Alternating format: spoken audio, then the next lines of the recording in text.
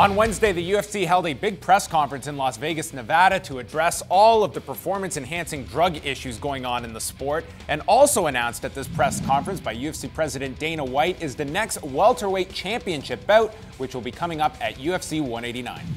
And now Rory MacDonald will fight Robbie Lawler for the UFC welterweight championship on July 11th at the MGM Grand in Las Vegas. The larger focus of the press conference was for the UFC to outline their plans for 2015 to increase out-of-competition drug testing and address some of the drug test failures over the past month, including by former middleweight champion Anderson Silva. Here are some of the highlights from the press conference and how the UFC plans to execute their plans. The UFC will immediately advocate to all commissions to test every fighter in competition from every card.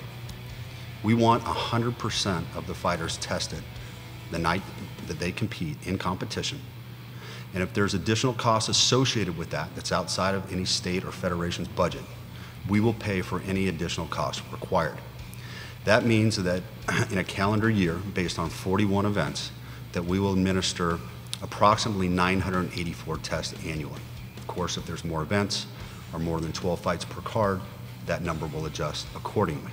The UFC, in conjunction with local athletic commissions, will subject all main event and championship bout fighters to enhanced out-of-competition PED testing effective July 1, 2015.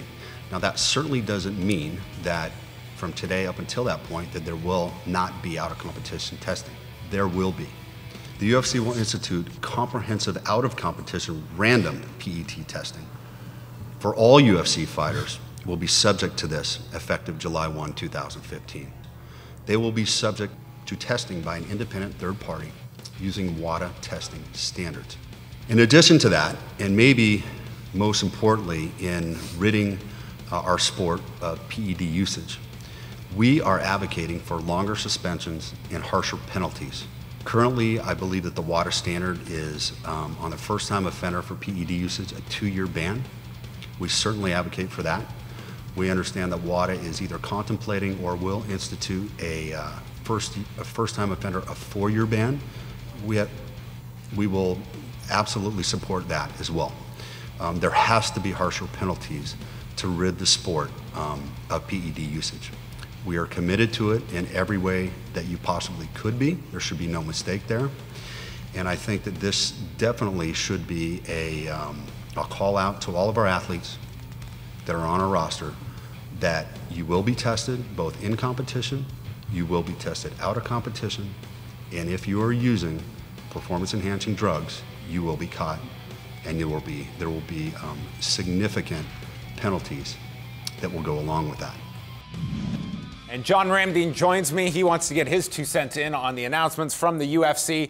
Point blank, John, do you think that this is going to lead to substantial change, at least within the UFC and fighters when it comes to performance-enhancing drug use? I would expect so. You just look at July as that start date. It seems that the UFC is giving the fighters on their roster a message. Okay, guys, you got a number of months. Any of the things that you're doing right now has got to stop as of July 1st, because everybody's going to be tested. And just the idea of, for first-time guys that get caught doing this, a 4-year ban from the Ultimate Fighting Championship. And we all know if you want to make money in MMA, the UFC is where you can make the biggest dollar, the biggest bang for your buck. So I think a lot of these guys will take this seriously. The problem is the UFC having to deal with all these commissions around the world, more than 40 countries where fighters are housed. So I don't know how they're going to be able to have that communication. Yeah, lots of logistical issues, and maybe the biggest hurdle of all this, in addition to all the countries you have to monitor,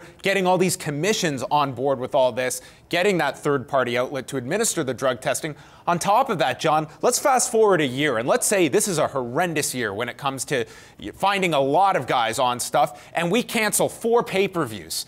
Do you believe the UFC is going to be able to stomach all of this? And because this could lead to some pretty horrendous realities for the UFC if they're testing all these main eventers and they're all popping hot. Yeah, I think it just comes down to what happens over the next number of months. If a lot of people start getting dinged for things, I think the UFC might re-examine how they're dealing with this entire situation. And the focus of performance-enhancing drugs and out-of-competition drug testing has largely centered on the world's largest organization in the UFC. But recently, I spoke with Bellator President Scott Coker about their own commission testing and whether testing fighters on fight night is enough when fighters are aware of when they are going to be tested. It's not good for the industry as a whole. And believe me, Bellator is not immune to it. Strikeforce was not immune to it. And, UFC is not immune to it, obviously, as you can see. Everybody is going to be impacted by this. If it was our champion that got busted for steroids, then you know what? Guess what? He is no longer, the champ. And guess what? He's no longer able to make any income for himself. We can't put him on TV and we can't fight him. It's a lose-lose-lose for everybody. Something has to be done because the average fight fan looking in is going to get a bad taste in the mouth. And, it's something that we got to clean up.